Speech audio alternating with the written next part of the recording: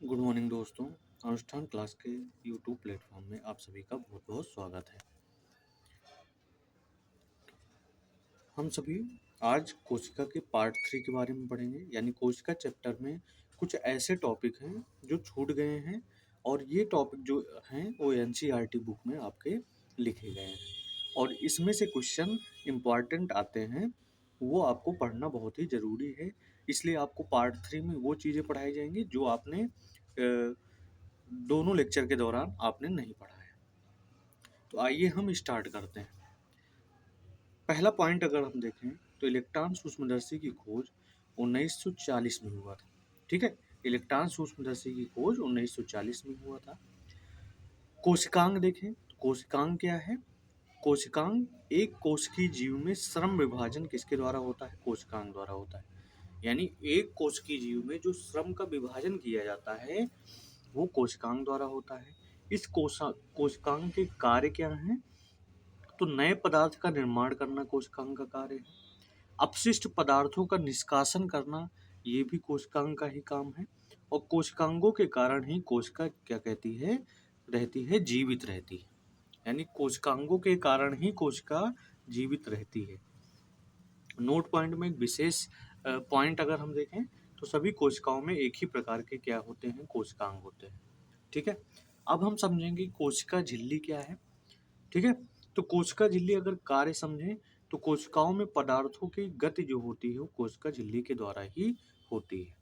ठीक है, carbon dioxide तथा ऑक्सीजन कोशिका झिल्ली के आर पार किसकी क्रिया द्वारा काम करते हैं? विसरण की क्रिया द्वारा काम करते हैं। यानी आर पार अगर जाना होगा CO2 और ऑक्सीजन को तो विसरण की क्रिया द्वारा होता है।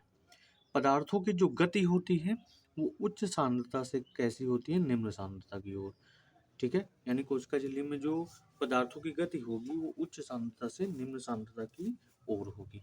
ठीक है, अगर उदाहरण हम देखें कि कार्बन डाइऑक्साइड कोशिका में एकत्र होकर सांद्रता क्या कर देती है? बढ़ा देती है।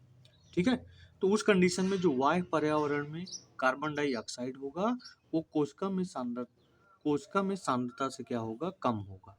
ठीक है, और इस प्रकार CO2 क्या होती है? आपकी बाहर निकल जाती है। अब देखेंगे इसमें एक क्रिया और है, परासरण क्या है?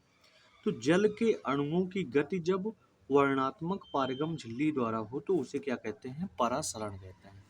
यानी अगर जल के अणुओं की गति हो और वो वर्णात्मक पारगम झिल्ली द्वारा हो तो उसे क्या कहते हैं?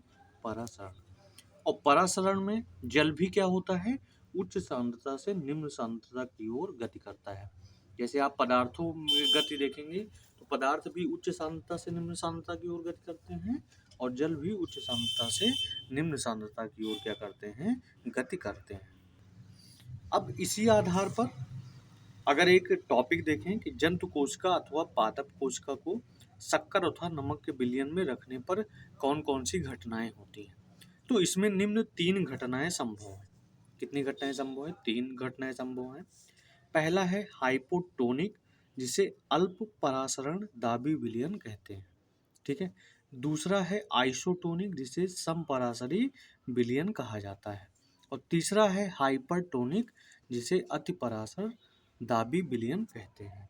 ठीक है, अल्प परासरण दाबी विलयन क्या है कि इसमें क्या होता है? इसमें जल परासरण द्वारा कोशिका के अंदर चला जाएगा। ठीक है, अब जल के अणु कोशिका झिल्ली के दोनों ओर आवागमन करने के लिए क्या होते हैं? स्वतंत्र होते हैं। ठीक है, आवागमन करने के लिए स्वतंत्र तभी होंगे जब वहाँ पे एक कंडीशन हो कि जो आंतरिक कोशिका में जो पानी है वो बाहरी कोशिका में पानी से क्या हो? यानी बाहरी कोशिका में जो वाटर है उससे क्या हो? अधिक होना चाहिए। तभी आपका अल्प परासरण दाबी विलयन संभव है, परासरण उसमें संभव है। ठीक है, यानी इसका क्या मतलब है कि कोशिका के अंदर जाने वाली जल की मात्रा अगर कोशिका से बाहर आने वाली जल की मात्रा से क्या होगी? इस कंडीशन में अधिक होगी। तो इस कारण से क्या होगा? इस कारण से जो परिणाम निकलता है उसमें कोशिका क्या करेगी? फूलने लगेगी। ठीक है, अब समझेंगे आइसोटोनिक क्या है, समपरासरी विलयन क्या है। तो बाह्य जल की सांद्रता इसमें कोशिका के अंदर जल की सांद्रता के बराबर होती है। जितना वायु जल की सांद्रता कोशिका में बाहर होगा उतना ही कोशिका के अंदर जल की सांद्रता होगी। और जल में कोई शुद्ध गति नहीं होती है। अगर ये दोनों बराबर हैं तो जल की कोई गति नहीं होगी। जल की जो मात्रा अंदर जाती है उतनी ही बाहर आ जाती है। ठीक है। अब इससे परिणाम क्या निकलेगा? इससे परिणाम ये निकलेगा कि कोशिका में के माप में कोई परिवर्तन नहीं होता है।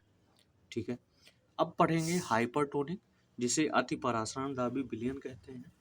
इसमें वायु जल की सांद्रता अंदर वायु जल की सांद्रता बाहर वायु जल की सांद्रता जो होगी वो अंदर के जल की सांद्रता से क्या होगी? अधिक होगी। तो इस कंडीशन में होगा क्या कि जल परासरण द्वारा कोशिका से बाहर आ जाएगा। अल्प परासरण में जल परासरण द्वारा कोशिका के अंदर जाएगा, लेकिन अति परासरण दाबी में जल परासरण द्वारा कोशिका के बाहर आ जाएगा। कोशिका से अधिक जल बाहर आएगा तथा कोशिका के अंदर कम जल जाएगा। ठीक है। परिणाम क्या होगा कि कोशिका सिकुड़ जाएगी। यानी अगर जल कोशिका से अंदर बाहर चला गया तो क्या होगा? कोशिका सिकुड़ जाती है। ठीक है। तो इस आधार पर कई आपको उदाहरण देखने को मिलेंगे, और वो कौन कौन से उदाहरण हैं आइए हम समझते हैं। पहला है कि अंडे का कवच किसका बना होता है? कैल्शियम कार्बोनेट का बना होता है। ठीक है। अगर अंडे को तनु हाइड्रोक्लोरिक अम्ल में डाल दें तो परिणाम क्या होगा? कवच हट जाएगा, यानी कैल्शियम कार्बोनेट का जो कवच है वो हट जाएगा। अंडे को शुद्ध जल में रखने पर अंडा क्या होता है? फूल जाता है। ऐसा क्यों है? क्योंकि इसमें कौन सी घटना होगी? अल्प परासरण दाबी की घटना होगी, और इसका कारण होगा कि जल परासरण दाब से क्या चला होता है? अंदर चला जाता है। ठीक है। अब इसी के आधार पर हम कुछ परिणाम निकालेंगे और कुछ उदाहरण के परिणाम देखेंगे क्या परिणाम होते हैं। जैसे अंडे को नमक के कवच रहे सांद्रित विलयन में रखने पर क्या होता है? तो अंडा क्या होगा? सिकुड़ जाएगा। क्यों? क्योंकि इसमें हाइपरटोनिक क्रियाएं होनी स्टार्ट हो जाती हैं। ठीक है। एक कोशिकीय जीव में कोशिका झिल्ली से भोजन या अन्य पदार्थ ग्रहण करते हैं तो ऐसी क्रिया को हम क्या कहते हैं? ऐसी क्रिया को एंडोसाइटोसिस कहते हैं। यानी एक कोशिका जीव में कोशिका झिल्ली से भोजन या अन्य पदार्थ ग्रहण करने की क्रिया एंडोसाइटोसिस कहलाती है। इसका उदाहरण, एक कोशिकीय जीव का उदाहरण है अमीबा। ठीक है। अब देखिए, अगर सूखी किशमिश लें या खुबानी लें, ठीक है, दोनों में से किसी एक चीज को लें, तो उस कंडीशन में क्या होगा कि अगर इनको जल में डाल दिया जाए तो परिणाम क्या आएगा? ये जल में फूल जाती हैं। ठीक है। क्योंकि इसमें जल परासरण द्वारा इसकी कोशिका के अंदर चला जाता है। सूखी किशमिश या खुबानी को शक्कर या नमक के विलयन में डाल दें तो उस कंडीशन में क्या होता है परिणाम? ये कोशिका जो होगी सूखी किशमिश की वो सिकुड़ जाती है। ठीक है। यानी उसमें से जल क्या होगा? परासरण द्वारा बाहर निकल जाएगा। अगले नोट पॉइंट में देखें कि एक कोशिकीय अलवणीय जलीय जीव परासरण द्वारा ही क्या करते हैं? जल ग्रहण करते हैं। ठीक है। उदाहरण, पौधों के मूल द्वारा जल का अवशोषण करना। सेलुलोज क्या है? सेलुलोज एक जटिल पदार्थ है जो पौधों को संरचनात्मक दृढ़ता प्रदान करती है। जीव द्रव्य कुंचन क्या है? किसी पादप कोशिका से पानी की हानि होती है तो कोशिका झिल्ली सहित आंतरिक पदार्थ क्या हो जाता है? संकुचित हो जाता है या सिकुड़ जाता है। तो इस क्रिया को ही जीवद्रव्य कुंचन कहते हैं। रियो की पत्ती की झिल्ली अगर पानी में रख दें तो क्या होगा? पानी में रखने पर फूल जाती है। निष्कर्ष इससे क्या निकला कि जीवित कोशिका में परासरण द्वारा जल क्या होता है? जल अवशोषित होता है। ठीक है। अब अगर रियो की पत्ती की झिल्ली को सांद्र विलयन, शक्कर अथवा नमक के विलयन में डाला जाए, सॉल्यूशन में डाला जाए, तो उस कंडीशन में पत्ती क्या होती है? सिकुड़ जाती है, क्योंकि कोशिका के अंदर से जल निकलकर बाहर चला जाता है। रियो की पत्ती अगर जल में उबाल दें तब क्या होगा? तो जल में रखने पर इसमें कोई प्रभाव नहीं पड़ेगा। ठीक है। निष्कर्ष क्या निकला? इससे ये निष्कर्ष निकला कि मृत कोशिकाओं से परासरण की क्रिया नहीं होती। यानी जो कोशिकाएं मर गई हैं उनमें परासरण की क्रिया नहीं होती। अब बैक्टीरिया देखें, बैक्टीरिया क्या है? तो बैक्टीरिया में कोशिका का केंद्रीय क्षेत्र कम स्पष्ट होता है। इसका कारण क्या है? क्योंकि इसमें केंद्रक झिल्ली नहीं होती है। दूसरा, बैक्टीरिया के केंद्रक क्षेत्र में क्या होता है? क्रोमैटिन पाई जाती है। तीसरा, बैक्टीरिया के केंद्रक क्षेत्र को क्या कहते हैं? केंद्रकाय कहते हैं। यानी बैक्टीरिया के केंद्रक क्षेत्र को क्या कहेंगे? केंद्रकाय कहेंगे। कोशिका द्रव्य क्या है? यह एक तरल पदार्थ है। कोशिका द्रव्य में ही कोशिका का अंगक होता है। ठीक है। कोशिका अंगक क्या है? कौन कौन से हैं? ये झिल्ली युक्त होते हैं। और निम्न कोशिका अंगक कौन है?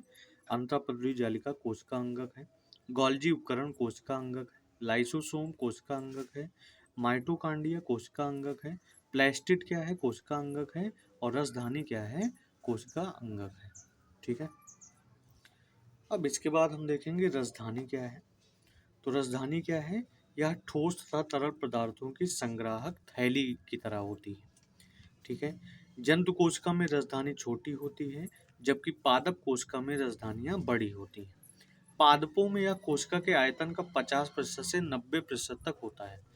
यानी रसधानी जो होगी वो पादपों में कोशिका के आयतन का, जितना कोशिका का आयतन होगा उसका 50% या 90% तक होता है।